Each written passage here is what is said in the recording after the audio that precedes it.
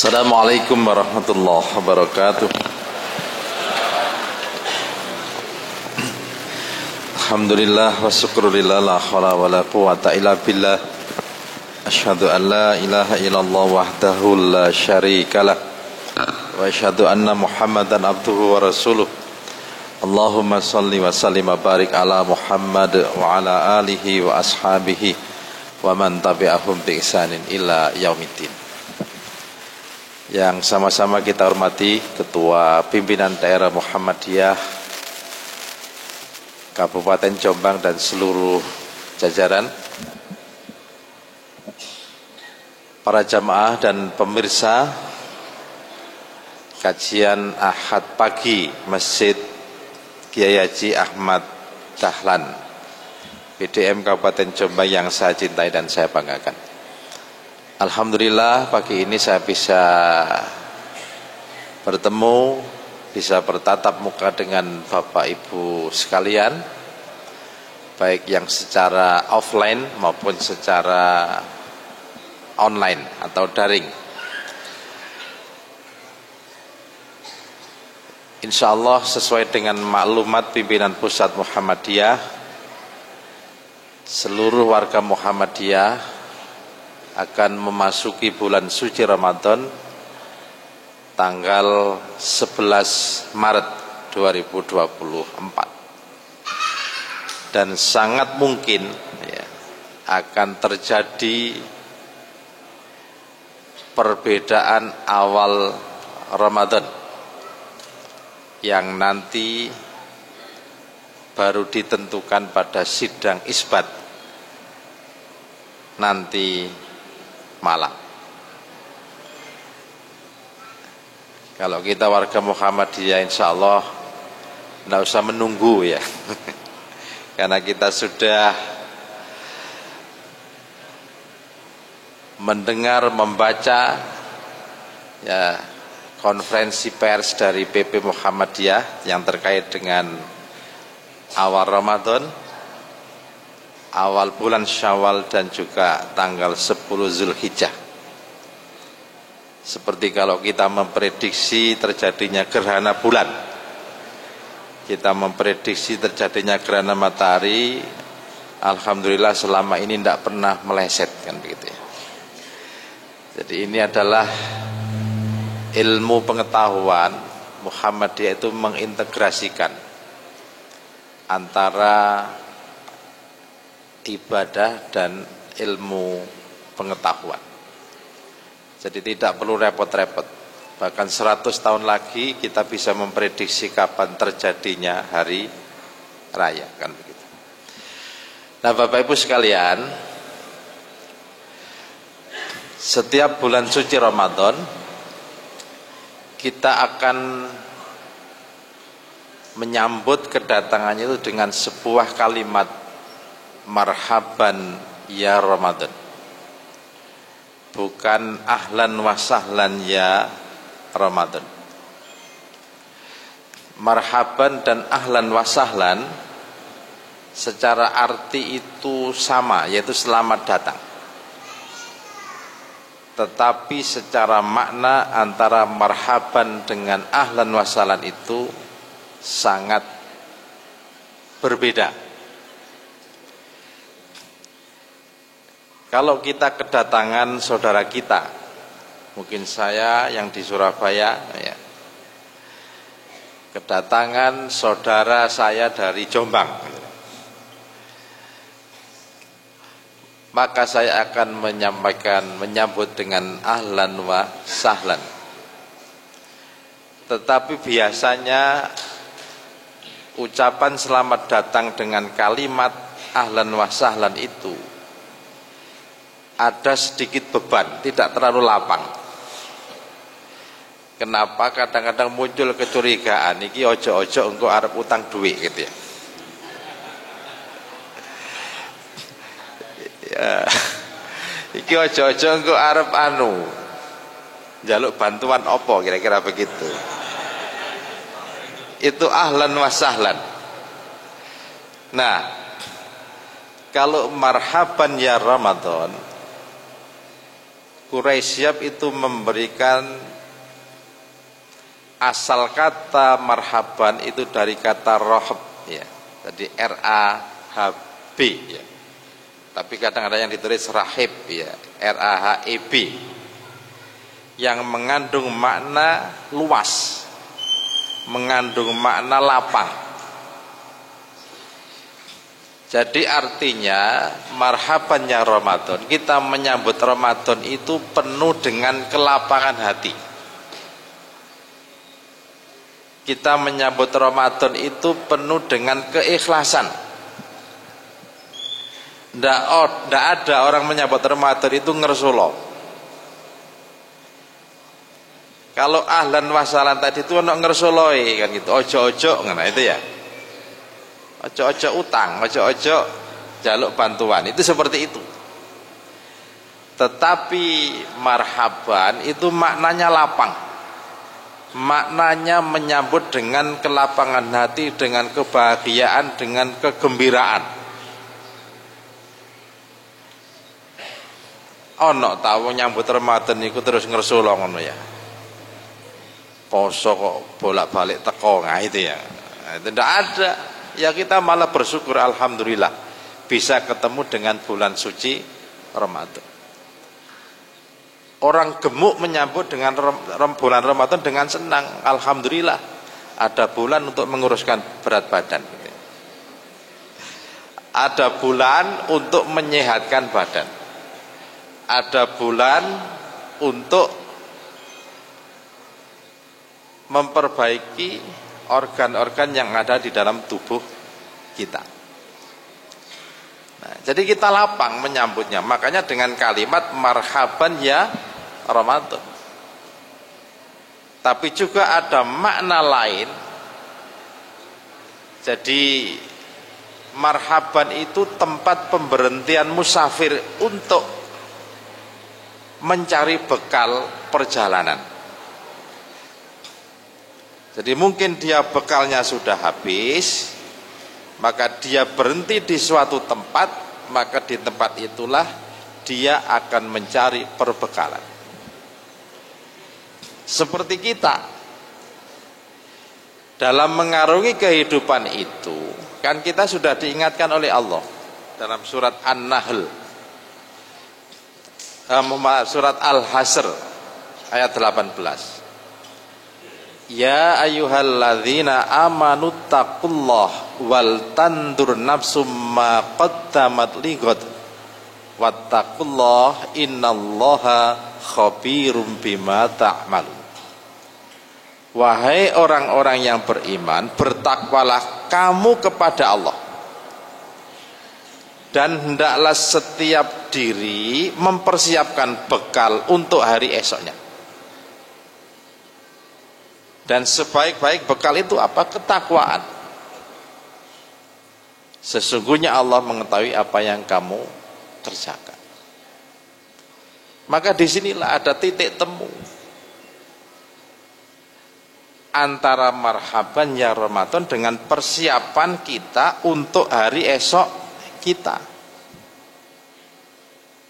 Baik itu hari esok yang dekat di dunia ini maupun hari esok nanti untuk yang jauh, yaitu di alam akhirat kelak. Maka Ramadan adalah tempat pemberhentian untuk mencari bekal kehidupan kita, terutama bekal kehidupan kita di alam akhirat kelak. Maka bulan pengampunan, bulan pembebasan dari siksa api neraka, itu semua adalah dalam rangka kita ini agar berhenti di bulan suci Ramadan untuk mencari bekal sebanyak-banyaknya untuk melanjutkan perjalanan kita di masa yang akan datang. Nah, para jamaah yang berbahagia, masalahnya surat Al-Baqarah 183 Allah kan mengatakan, ya ayyuhalladzina amanu kutiba alaikumusiyam, kama kutiba 'alal ladzina min qablikum la'allakum tattaqun. Wahai orang-orang yang beriman, diwajibkan kepada kamu berpuasa sebagaimana diwajibkan kepada orang-orang terdahulu dari kamu, la'allakum tattaqun, agar kamu menjadi orang yang bertakwa. Karena takwa itu sebaik-baik bekal. Masalahnya apa? Tidak ada jaminan dari Allah setiap orang berpuasa itu nanti menjadi orang yang bertakwa. La'allakum tattaqun itu supaya kamu menjadi orang bertakwa. Bukan kepastian pasti kamu menjadi orang bertakwa, tidak.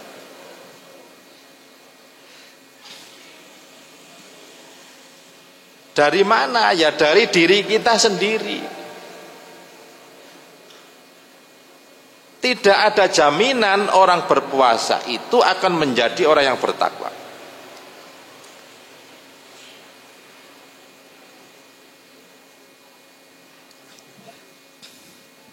Maka disinilah ada kalimat atau kata ya ayyuhalladzina amanu, wahai orang-orang yang beriman. Nanti ada kata kutiba alaikumus syiyam. Ada amanu, ada asyam. Ada kualitas iman, ada kualitas puasa. Nanti tattaqun.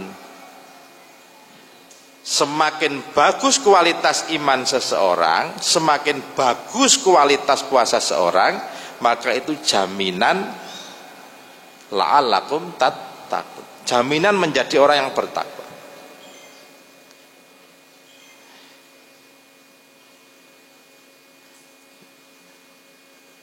Maka sebenarnya sebelum Ramadan itu kan iman kita ini harus ditingkatkan terlebih dahulu kualitasnya. Nah ini nanti masih ada waktu ya. Mungkin setengah hari nanti mempersiapkan, memperbaiki kualitas iman kita. Ya artinya berusahalah hari ini itu untuk berbuat kebaikan. Tidak tahu nanti ngajinya, ya. Tidak tahu nanti mungkin sholat sunnahnya, mungkin yang biasa tidak qobliyah ba'diyah nanti dilakukan dur ya. Nah, mungkin banyak zikir, ya tentu dalam rangka untuk mengasah, memperbaiki kualitas iman kita. Sehingga nanti menyambut Ramadan itu penuh dengan kelapangan hati. Kualitas puasa itu nanti juga akan menentukan.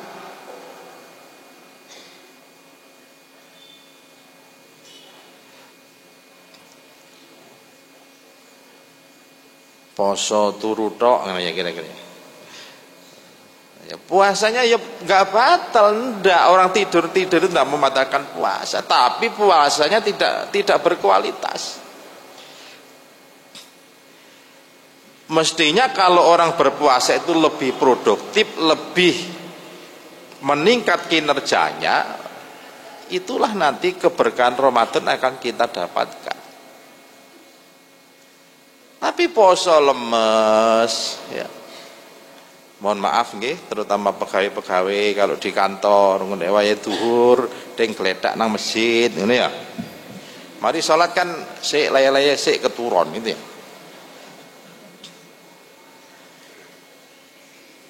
Lho Pak, tidurnya orang puasa kan pahalanya besar. Oh iya. Nek turu oleh pahala apa maneh sing gak turu. Kan begitu.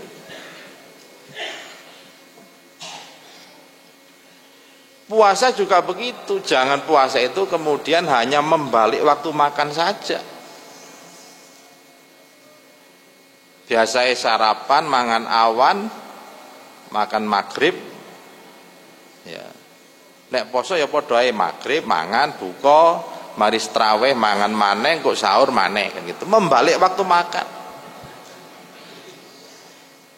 puasanya ndak berkualitas. Mari poso awake tambah gede, bobote tambah mundak gitu. Ini logika saja. Orang berpuasa itu logikanya ya makanya 2 kali, hanya buka dan sahur.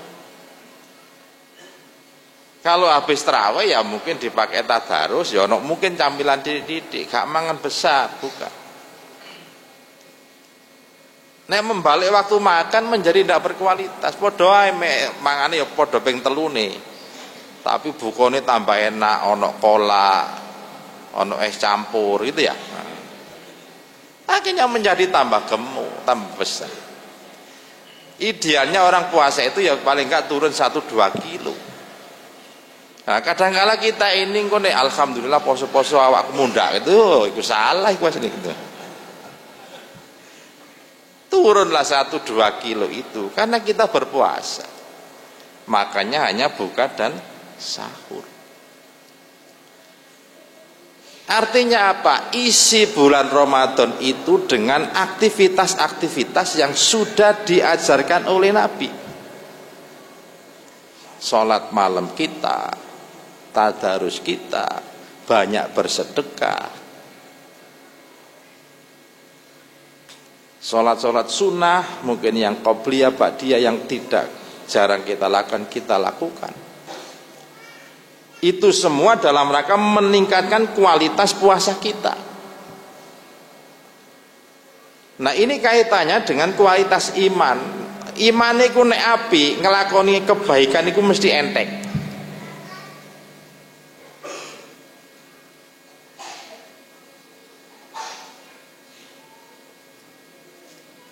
Jadi iman seseorang itu kalau kualitasnya baik, melakukan kebaikan itu mesti akan enteng.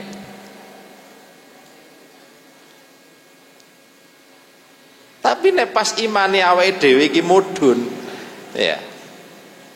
Angel Pak ngelakoni, Pak. Sekedar gugur kewajiban sholat wajib kita, sholat fardu kita seperti itu. Makanya siapkan kualitas iman. Nanti kita akan bisa meningkatkan kualitas puasa kita. Kita isi bulan suci Ramadan ini dengan berbagai macam aktivitas-aktivitas, dengan amal-amal kebaikan yang banyak. Karena ini kita tempat mencari bekal.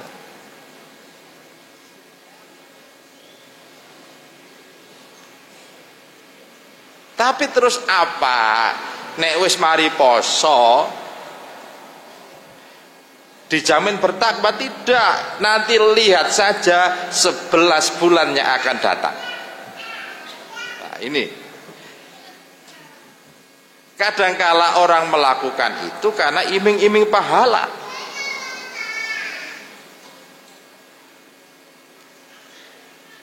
Kalau seseorang ini lihatlah setelah bulan suci Ramadan, kalau dia masih konsisten menjalankan amaliyah, menjalankan aktivitas-aktivitas yang dilakukan di bulan suci Ramadan, maka itu tanda-tanda ketakwaan.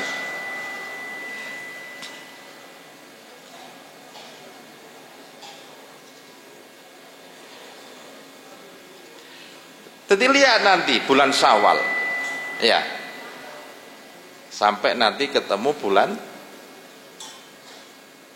Sya'ban tahun berikutnya. Dia konsisten, ya, sholat malam misalnya. Ya sholat tarawih itu kan sholat malam yang dilakukan di bulan suci Ramadan. Apakah sholat malam ini tetap kita pertahankan 11 bulan yang akan datang? Kalau itu bisa kita lakukan, berarti tanda-tanda ketakwaan ada dalam diri kita.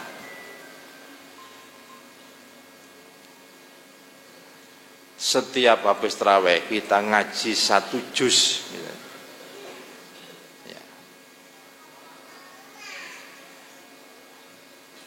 Apakah ini nanti juga akan kita lanjutkan di luar bulan suci Ramadan? Ngaji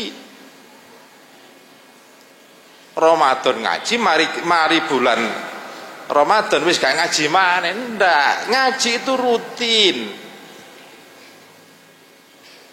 Sempatkanlah 5, 10 menit, 15 menit aja setiap hari Bapak Ibu sekalian. Membaca Al-Quran itu obat. Wa nunazzilu minal Qur'ani ma huwa syifa'u wa rahmatul lil mu'minin. Aku turunkan Al-Quran itu sebagai syifa, sebagai obat dan rahmat bagi orang-orang yang beriman. Kalau hati kita pengen tenang, hati kita terhindar dari kegelisahan, maka baca Al-Quran setiap hari. Mungkin habis sholat subuh nanti, atau habis sholat maghrib, atau menjelang tidur, silakan. Sempatkan, jangan ditinggalkan. Sregep nek Ramadan tok, tapi di luar Ramadan nanti kita sudah ndak megang Al-Quran sama sekali. Nek gak moco kan berarti ya gak nyekel kan, begitu ya. Nah, tapi sekarang kan sudah era modern, di handphone itu kan sudah ada Quran digital itu. Sudah bisa kita bawa kemana-mana. Nah, yang penting apa? Orang kalau konsisten dengan amal perbuatannya di bulan Ramadan, itulah tanda-tanda ketakwaan.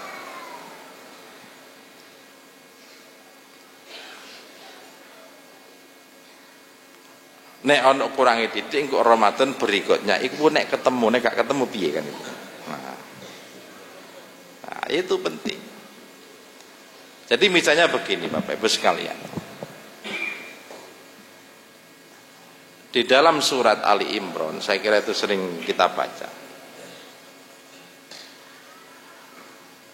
Orang itu nek Ramadan mesti dermawan.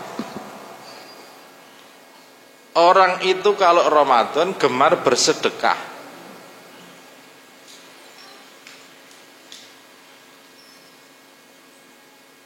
Pertanyaannya, apakah kegemaran bersedekah, kedermawanan ini dilanjutkan di luar bulan suci Ramadan? Karena gambaran orang takwa itu dalam surat Ali Imran kan Allah katakan alladzina yunfikuna fis-sarra'i wadh-dharra. Gambaran orang bertakwa itu orang yang gemar berinfak baik di kala lapang maupun di kala sempit. Baik di kala bayaran akeh maupun bayaran titik. Ini saya teman-teman yang kerja di amal usaha Muhammadiyah. Ini penting. Iya kadang bayarannya gak akeh. Tapi kemudian jangan bayaran gak akeh menjadikan kita ini medit, jangan. Orang berinfak kan tidak melihat ini duitnya akeh apa titik. Orang berinfak itu tidak melihat ini bayaran akeh apa bayaran titik. Enggak.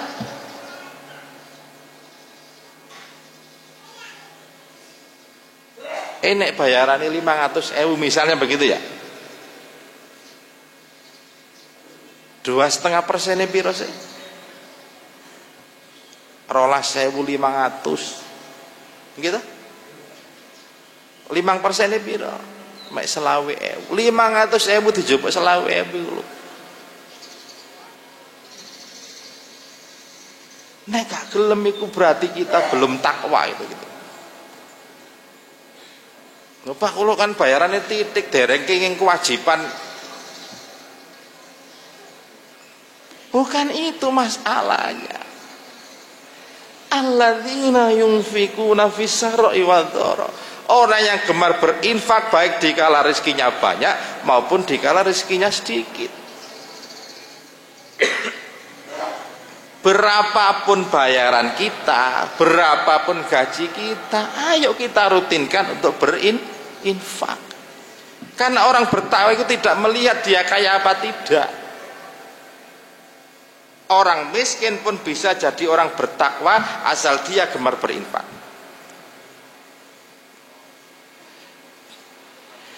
Jadi nek Ramadan loman, nek nong di luar Ramadan medit, wah itu gak takwa.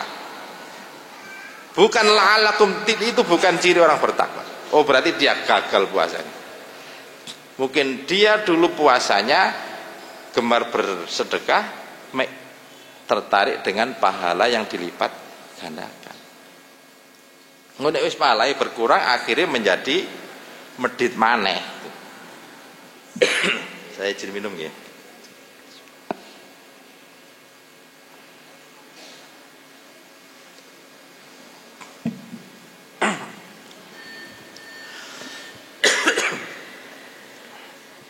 Saking semangat itu katanya. Soalnya banyu ini melo adem masalahnya. Nggih. Saya sering tetap pesan ke saudara-saudara saya, jangan jadi orang yang bakhil. Jangan jadi orang yang medit.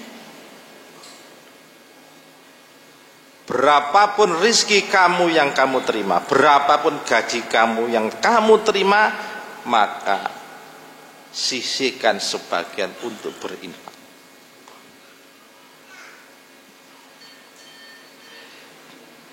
Tiang medit niku mangke ten nek wis wayahe arep mati. Iku getun.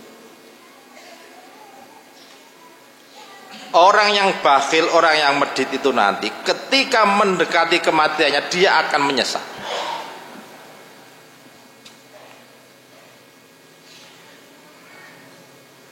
Bapak Ibu ingat surat Al-Munafikun ya. Surat Al-Munafikun ayat 9, 10 dan 11. Allah katakan ya ayyuhalladzina amanu la tulhikum amwalukum wala auladukum an dzikrillah wa may yaf'al dzalika faulaika humul khasirun. Wahai orang-orang yang beriman, janganlah hartamu, anak-anakmu ya, menyebabkan kamu lupa kepada Allah. Maksudnya apa?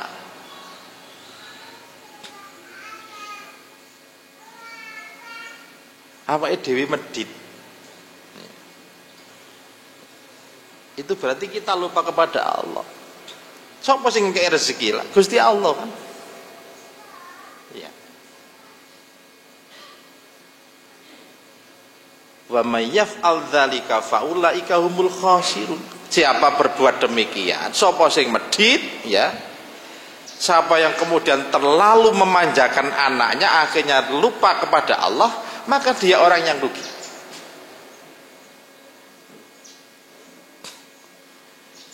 Ayat berikutnya Allah katakan wa anfiqu mimma razaqnakum min qabli ayatiya ahadakumul maut fayaqula rabbi laula akhartani ila ajalin qarib fa asaddaqa wa akum minas sholih. Dan infakkanlah sebagian harta yang telah aku berikan kepadamu, kata Allah, sebelum datang kematian. Sebelum datang kematian kepada kamu.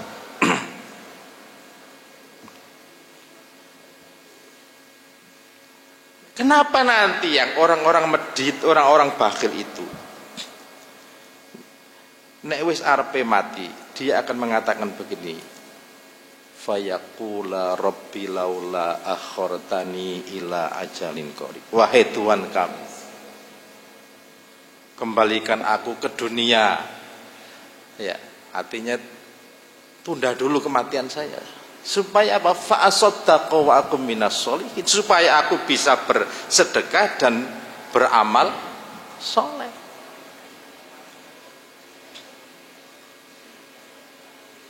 Ini penyesalan nanti itu. Jadi nanti itu kalau orang-orang bakhil, kalau sudah sakaratul maut, dia akan mungkin bayangan ketika kondisi sakaratul maut itu kan ya beda dengan orang beriman. orang beriman dermawan, maka Allah katakan ya ayat Tuhan nafsul mutmainnah irji'i ila rabbiki radiyatan mardiyah fadkhuli fi ibadi wadkhuli jannati. Ya, itu berbeda surat Al-Fajr 4 ayat terakhir itu. Tapi nanti kalau orang bakhil, orang medit, maka dia akan menyesal.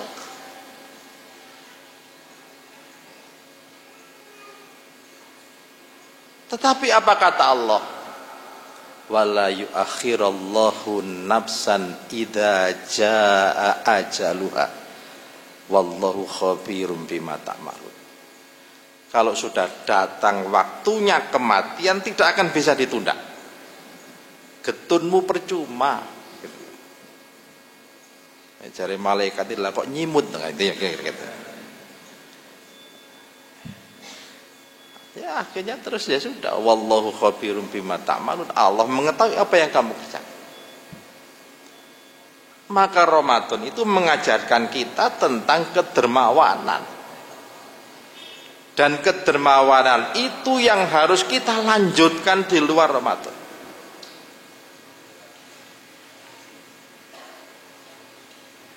Karena kita nanti akan menyesal. Dan orang yang gemar berinfak, orang yang gemar bersedekah itu bagian dari rasa bersyukurnya kita terhadap nikmat yang telah diberikan oleh Allah pada kita.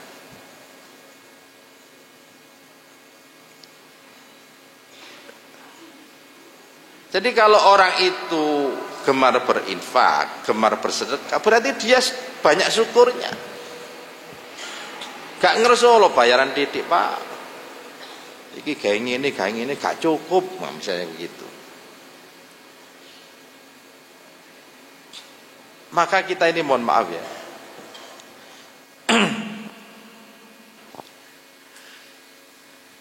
hati-hati kalau saya itu, hati-hati nek ngomong masalah kaitannya dengan infak atau sedekah. Kadang-kali kita ini begini, terutama kalau kita diuji dengan saudara kita ya, misalnya gitu. Jaluk bantuan, jaluk sumbangan apa, jangan sampai keluar kalimat begini.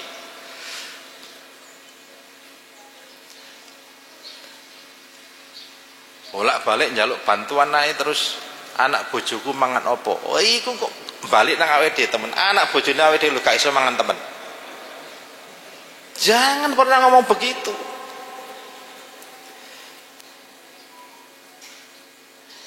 Bolak-balik njaluk bantuan bangkrut aku lo, bangkrut temen awakmu.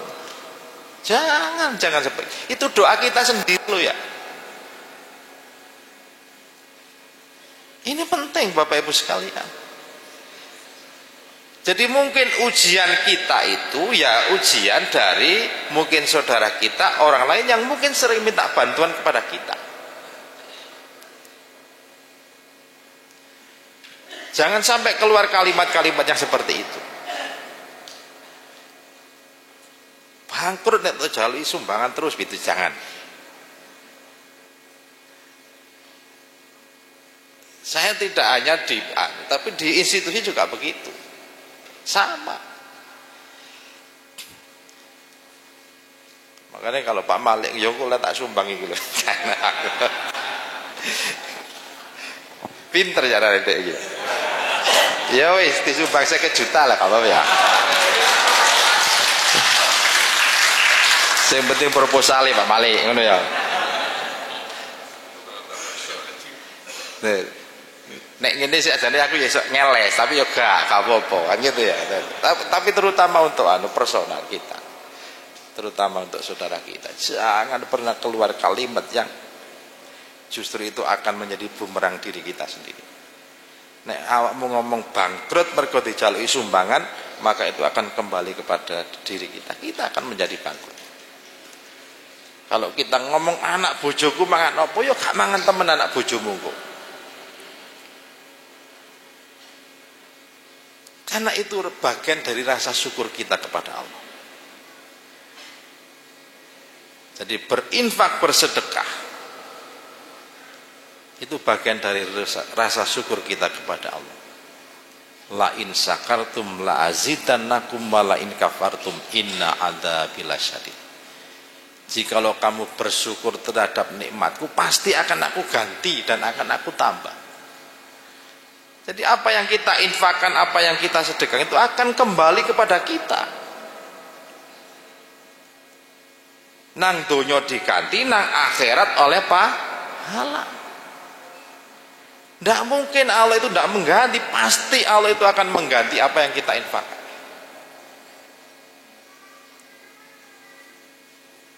Betul.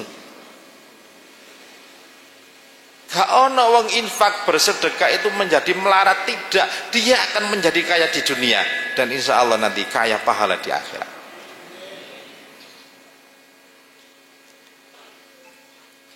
Tapi bukan cash and carry, bukan. Sedekah 10 juta menilang balik temu ojo ya engko. Ya suatu saat ketika kita butuh itu nanti Allah akan mendatangkan pertolongan pada kita. Nah. Jadi tetap Allah itu akan ganti, tapi gantinya kapan? Itu nanti Allah akan melihat pada saat kita butuh. Sering kita itu ditolong Allah. Dari mana ya? Dari apa yang kita sedekahkan, apa yang kita infakkan pada waktu-waktu terdahulu. Wis ta lah pokoknya wong gelem gampang nolongi wong, Allah akan menolong kita dimanapun kita berada.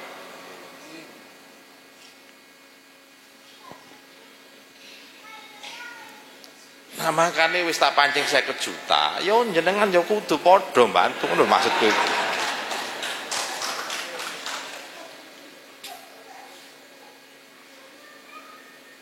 Jadi pasti la in syakartum la azidannakum. Tapi ini awal medit wala in kafartum inna adzabi lasyadid.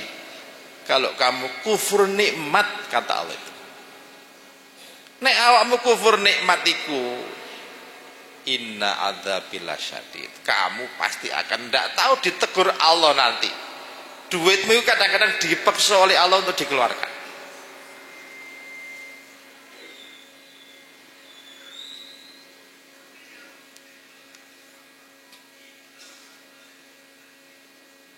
Jadi ini bahkan di dalam surat An-Nisa ayat 147 itu Allah katakan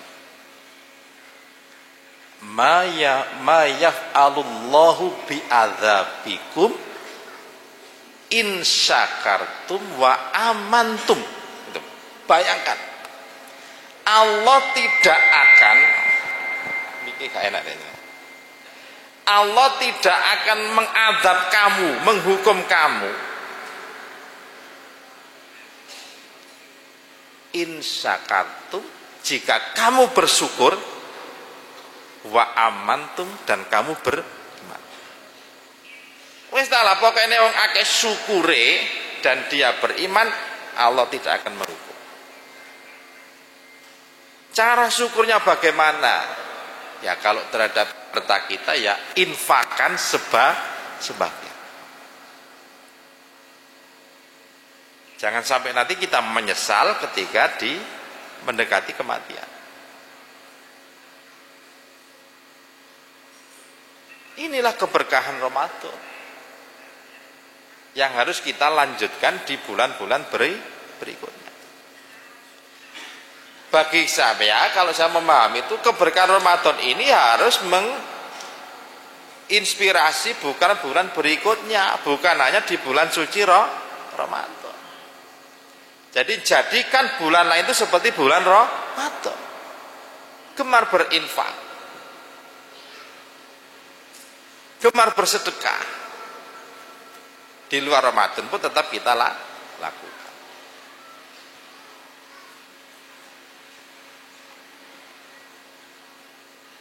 Ayat berikutnya, ya lanjutan ayat tadi yang di alladzina yunfikuna fis-sarra'i wadh-dharra wal kadhiminal ghaidha wal afina anin nas. Awake dhewe iki nek Ramadan dikon sabar, kale ngamukan. Nek Ramadan mesti godone akeh, wong lesu-lesu iku gampang tersinggung. Nggih. Wong lesu lho gampang tersinggung. Nah, apakah di luar Ramadan itu bisa kita lanjutkan? Menahan nafsu amarah dan sekaligus bisa memaafkan kesalahan orang lain. Iki gandengan, Pak.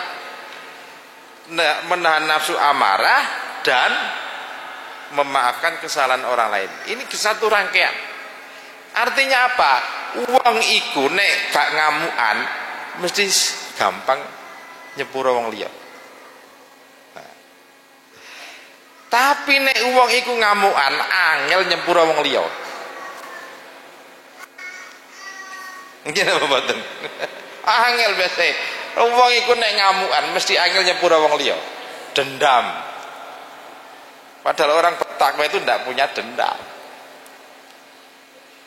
Ya mangkel titik-titik ora apa-apa ya gitu ya. Tapi ya aja, jangan. Wis mari ya mari kan begitu ya. Makanya ada tingkatan. Kalau orang berbuat salah terhadap kita itu kita yang pertama, itu level paling bawah, itu bisa melupakan. Memaafkan tapi gak iso nglalekno.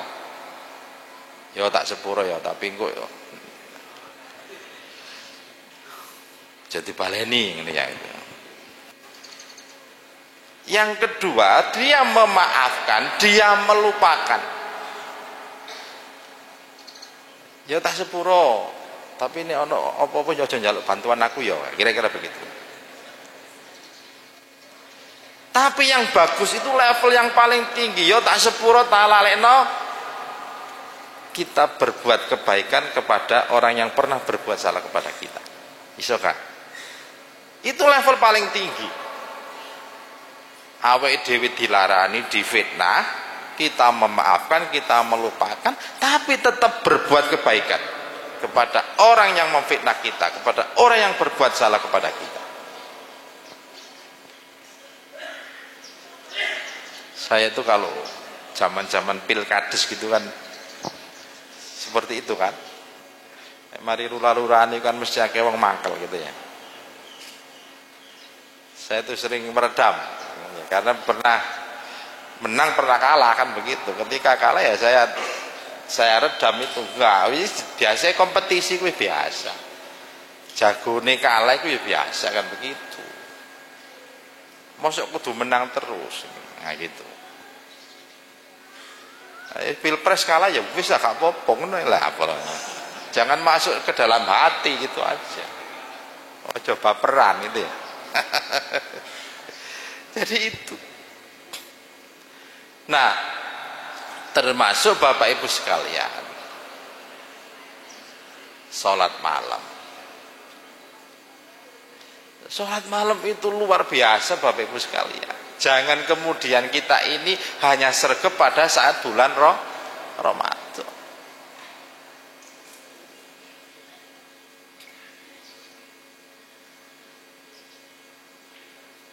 Wa minal laili fatahajjat bihi nafilatan lak asa ayyab'asaka rabbuka maqamam mahmuda.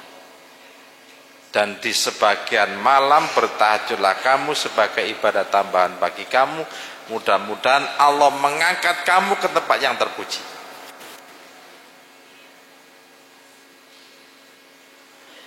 Jadi orang yang kalau konsisten dengan sholat malamnya itu, Allah itu akan memberikan tempat, memberikan ya apa ya, menjadi orang yang disungkani oleh orang lain. Kita punya karisma ya seperti itu. Dan dari sisi kesehatan ya saya kira juga nek sregep sholat bengi biasanya luwih fresh, luwih seger kan gitu ya. Itu seperti itu. Ini kalau kemudian kita ini pokoknya sergepe mek Ramadan tok. Nah, ya. Nah, itu semua adalah tanda-tanda ketakwaan. Pokoke nek ana wong tambah loman, nek ana wong gak ngamukan, nek ana wong kok sregep ngajine, nek ana wong kok salat malam sik konsisten, itu di luar Ramadan, maka itulah tanda-tanda kesuksesan orang berpuasa. Itulah tanda-tanda ketakwaan.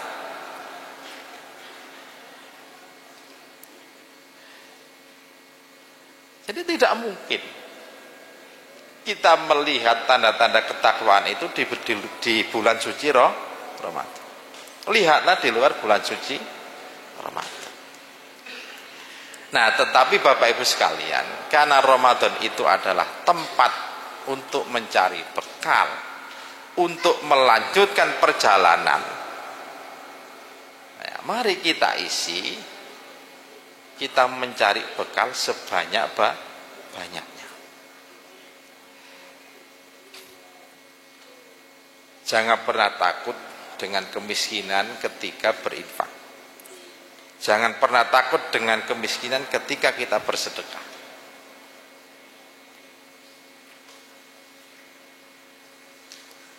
Jangan tinggalkan membaca Al-Quran kalau kita ingin hati kita tenang. Kalau hati kita tenang,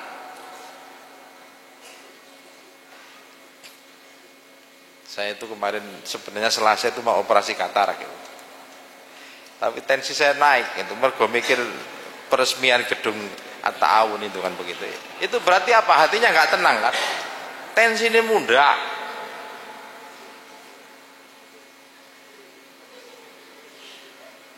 Saya itu nggak pernah di tensi itu 170, 125 itu. Ini harap dioperasi kok, terus aku tadi wedi dioperasi ya. Satu sisi karena kesibukan, satu sisi karena saya takut disuntik, itu aja. Saya ini dokter tapi takut disuntik. Kalau nyuntik orang mau saya gitu ya. Jadi saya itu kepikiran aja, loro gak gitu. Meskipun orang lain itu wis tak lapak gak loro. Ya. Operasi katarak kayak digerojok banyu gitu katanya begitu. Iya, tapi seringnya nek wis psikisnya sudah takut duluan itu ya ndak bisa dibohongi gitu. Selasa mau dioperasi, hari Ahad itu sudah greges awake iki. Apa aku greges iki? Tak kayak antibiotika itu baik enggak? Memang aja wedi aku kan gitu. Jadi seperti itu. Waduh ya Allah, tapi juga karena mau peresmian itu. Nah, maka Bapak Ibu sekalian, saya sedikit contoh. Ini kan kurang 2 menit ya, sampai setengah 8. Jadi, kenapa kami bisa membangun, saya namakan gedung At-Ta'awun. At-Ta'awun itu kan karena kolaborasi. Itu keberkahan bagi saya. Saya tidak hanya membantu PDM Jombang saja, tapi dimanapun ke Trenggalek ya. Selama saya punya kekuasaan sebagai rektor gitu ya, ya saya akan bantu. Saya tidak pernah nolak bantuan itu. Ya tapi nek PDM saya ketika pantas gitu loh. Nek ranting 10 gitu ya. Nah, jadi kok nek ranting ojo njaluk akeh-akeh gitu ya. Kecuali ranting Kedulosari nanti tidak apa-apa ya. Nah, kalau itu tanda kelahiran jadi nggak bisa itu. Oke, jadi Bapak Ibu sekalian, mari kita isi bulan suci. Jadi nama Gema Ramadan ini saya kira sudah pas. Gema dalam arti gema kita untuk beribadah. Kita tingkatkan baik dari sisi kuantitas maupun sisi kualitas. Karena tidak ada jaminan orang berpuasa itu menjadi orang yang bertakwa.